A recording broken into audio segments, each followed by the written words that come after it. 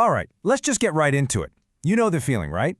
You're at the Cheesecake Factory, they hand you that menu, the one that feels like a novel, and you start flipping. And then, boom, you see the prices. So you're scanning past, the appetizers, the salads, the glam burgers, and your eye lands on the pasta. And you see it. $24 for pasta? Seriously? Okay, wait, you flip back a couple of pages. A regular old cheeseburger, $19. And all of a sudden you're doing that little mental calculation in your head, and it's not making sense. And that's when it really hits you, right? You're like, hold on, this is Cheesecake Factory. This is supposed to be, a casual spot. But these prices, they don't feel casual at all. So what on earth is going on? Well, the answer isn't as simple as, oh, they just got greedy. Nope, it's actually way deeper than that. It's something that's literally built into the DNA of the entire restaurant. So here's the big idea we're going to unpack. It didn't just get expensive. It got complicated, insanely complicated over a really long time. And that one word, complexity, that's the key to everything.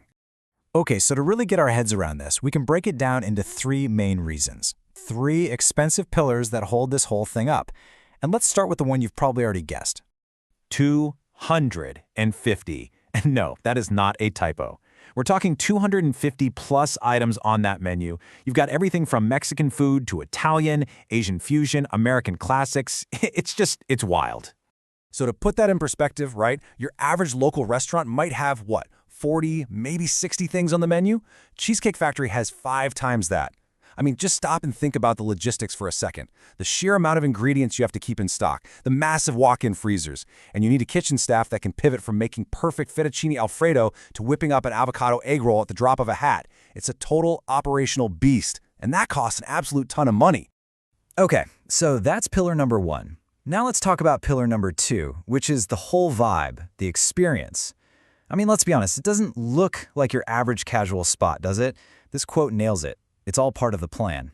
Yeah, those hidden costs are everywhere you look. You've got the super high ceilings, the fancy columns, those enormous chandeliers. All of that costs way, way more to build and maintain than, say, your local Applebee's. And here's the other big thing. Where are they located? Almost always in these prime high-traffic spots, like fancy malls. That means their rent is through the roof. Honestly, their overhead costs look a lot more like a fancy steakhouse than a family restaurant. And that brings us to the third and final pillar. The giant portions. Come on, you know what I'm talking about.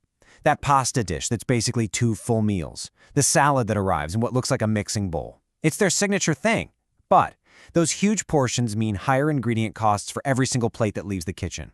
More work for the chefs, and yeah, a whole lot of food waste that the restaurant still has to pay for. So let's recap. You've got this super complex, super expensive business model that was already kind of teetering on a tightrope. And then the last few years happened. Inflation came roaring in, and for a place like Cheesecake Factory, it was like the perfect storm. Think about it. When you're trying to source ingredients for 250 different dishes, and the price of everything, chicken, cream, avocados, you name it, goes way up, your budget just gets annihilated. And it wasn't just food. Labor costs went up. That super expensive rent went up. Everything got hit at the exact same time. Now, you might be thinking, well, why didn't they just absorb some of that? Here's the thing about the restaurant business. It's brutal. Even in the best of times, most places are only making a tiny profit, like 3 to 6 cents on every dollar. The margins are razor thin. So when costs go up that much, there's no fat to trim. The only option they had was to pass that increase straight onto the menu price, straight to us. All right, so this brings us to the biggest contradiction in this whole story. We all agree it's gotten expensive. You see people complaining about the prices all over social media. And yet, why is there still an hour-long wait just to get a table on a Saturday night? I mean, if it's so expensive, why are they always packed? The answer is that what people are buying has changed. They're not going there expecting a bargain dinner anymore. They're paying for that insane variety. They're paying for the fact that one entree is definitely going to be lunch tomorrow. They're paying for that let's go somewhere kind of fancy experience. But the biggest reason of all is that it solves one huge common problem. So let's just reframe this whole thing for a second. When you hand over your credit card for that $24 pasta, you're not really just buying pasta. You're buying something else entirely.